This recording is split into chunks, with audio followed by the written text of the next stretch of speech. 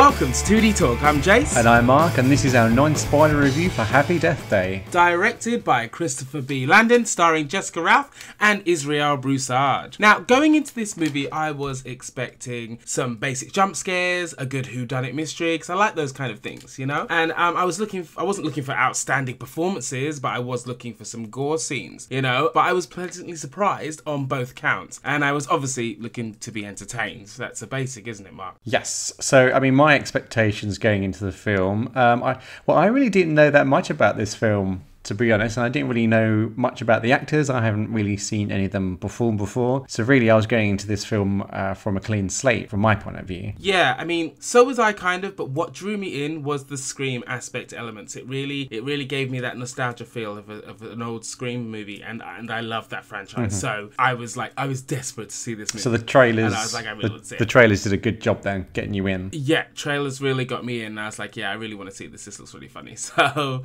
yeah, cool. So yeah. It was good. It was good before what it did. So basically, the plot is it's given new life by mixing, like I said, the Scream qualities of a 90s horror with the fantasy comedy of Groundhog Day. And it uses elements from both, and it produces an almost like stylish comedy horror, if you will. And it's got the main character, Tree. She's like continually getting killed over and over again in an attempt to deduce who the murderer is. And what makes the continued death scenes entertaining to watch is Tree's reaction to each one of them during and once she wakes up. And they use kind of like a montage element, and that gives it like a humorous tone. And the pace of the movie is like, it's really snappy, and the payoff of finding out who the antagonist is, it's a classically simple reason for the antagonist, which is like horror movies of old. And there's no convoluted planning or intricate twists here, and I really appreciate that. So yeah, cool. So I mean, pretty much picking up from what you said at the beginning.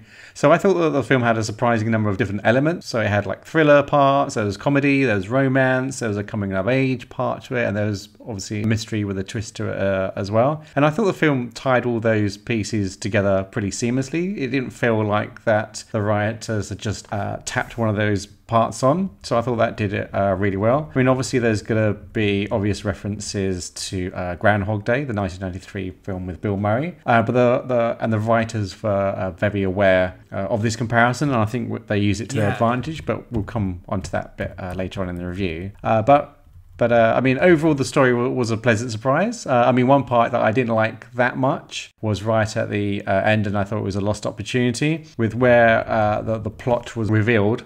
And you found out the reasons behind the plot. I thought the motivations were quite lackluster. It didn't feel particularly well thought out. So I think they could have done that a lot better. I think that's what I did like. I liked that it was a very 80s, 90s reasoning for it. People go insane for the stupidest of reasons. And that, again, was the nostalgia factor of the Scream movies. Because obviously the Scream movies, you know, this kid got pissed off because his mum left. You know, and instead of, you know, he wanted to take it out on Sydney, he wanted to take it out on Maureen. He didn't take it out on the dad. He took it out on Sydney and Maureen, you know. And that was the pure, simple fact of it. I mean, Scream, we won't use Scream 2 because Scream 2 is about mother getting revenge, but Scream 3 is just about a pissed off brother, right? Like her pissed off brother.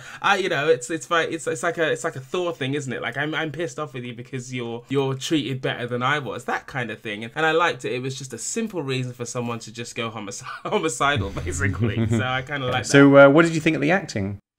The acting was the most surprising part to me. Tree, she's played by Jessica Rothe. She was a fantastic lead. She had great range. She could do laughs. She could do tears. She could do manic hysteria. She could do everything. It was very good. And she's actually a very likable actress, even as the movie goes on and it shows that her character is less and less honourable and innocent than she first seems at the start. The supporting cast was really good. There was no particular standouts except from Carter, played by Israel Broussard. The movie really focuses on Tree, the weirdest name ever, but I don't know why it's taken me so long to actually say something. Yeah, Tree. Really? That's a name? Really? No, it's not. That's not a name. No offense to all the trees out there. All the trees out there listening to us. Yeah. Yeah, all the trees out there listening. Trees in the rainforest. No, I'm joking. I promise. But no, rather it focused on her rather than anybody else. But I think that Israel Broussard did really well with the material he was given. So yeah, what did you think about that aspect of it. Yeah, so I mean, overall, I thought the performances were pretty solid. I mean, again, as you've said, and we've already touched on, this was the first time seeing Jessica Rothe. And yeah, she did a solid job. I didn't think it was award-winning, but it wasn't horrible either. I think it's worth pointing out that because of the nature of the film and the story and its structure, the film really rests quite heavily on her performance because it really centers around her, and all the other actors around her are just almost repeating the same scenes, the same lines. So because of that, it does rest on her shoulder quite a lot, and she carries it off quite well. I also enjoyed her co-star's performance as well as the love interest who helped her on her journey to solve this mystery in the film. But because of the nature of the film, again, I didn't think he got much of a chance to show off the many layers that the main star did. But I thought he came across as a really sincere, charismatic and honest character, and I really appreciated that. And the rest of the cast I thought did solid jobs as well. As you said, no standouts, but still pretty solid, I thought. Yeah, pretty solid stuff. Yeah, I thought that. It's do you know what it is as well? Because, I mean, yeah, it's not Oscar worthy, but this movie, what it's managed to do is kind of bring back the slasher, as I said, yeah? Now, slasher movies will always be here. They have peaks and troughs. It's like, for instance, with Geostorm. Geostorm, you know, I've seen people say that, you know, the disaster movie is dead, you know, and that's done. 1995 to now, it's all over and done with. Whereas this movie has kind of, in my eyes, been able to revitalize the slasher genre and maybe bring that back into the forefront. And maybe the disaster movie genre might need to take a little break like the slasher horror did, you know? So we'll see how that goes. The movie is very self-referential with its source material, which is a good callback to Scream and its roots as well, where it's very referential of the information that it's, you know, deriving its content from. There's another nostalgia shout out of Buffy the Vampire Slayer, and that also made me chuckle when she was getting ready to face her adversary. And Blumhouse succeeds again. A low-budget movie making bank, like it's making money, and it costs next to nothing. I think it's like $3 million or something like that, just nothing. And Blumhouse continues to evolve its business model by moving into the comic horror space, you know? There's zero gore in this movie. I will let you guys know. There's zero gore, no blood, no nothing. That's where it and Scream kind of differentiate. From the first death scene, I was like, oh, okay, so that's what we've got. All right. But then, as it went on, that momentary disappointment was quickly forgotten as the film went on because it was that good. So, as you pointed out towards the end of the film, it does become quite self-aware, and it does reference back to Groundhog Day, which is this film's roots, I would say, and I thought that was a really nice touch. Also, something else that I really liked in the writing and the direction, I'm not sure if you saw this as well, but the film intentionally follows very closely to certain points in Groundhog Day to make the audience believe that the conclusion that the film it makes you think that it's going to conclude in a particular way, which is very similar to Groundhog Day, before it pulls the rug underneath you, and then it kind of throws you the plot twist. And I thought that was really good. It was a good misdirection. So I thought that was like kudos to the filmmakers for that.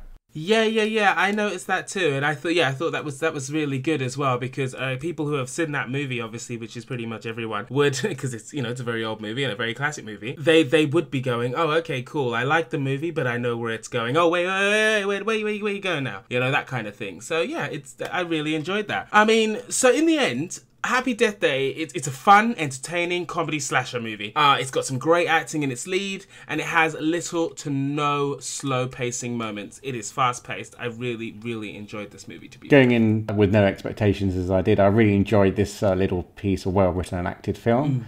I mean, I hope the film does well at the box office and streaming, just to give the makers a pat on the back for their service and their work. So I thought it really does deserve some recognition.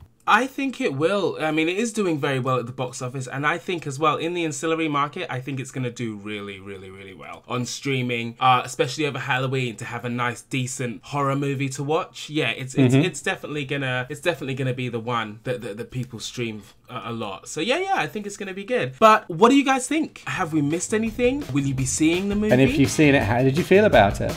We look forward to your comments down below, and don't forget to like, share, and subscribe, and check out our other videos right up here. That's our review at 2D Today. See you later, guys. Bye.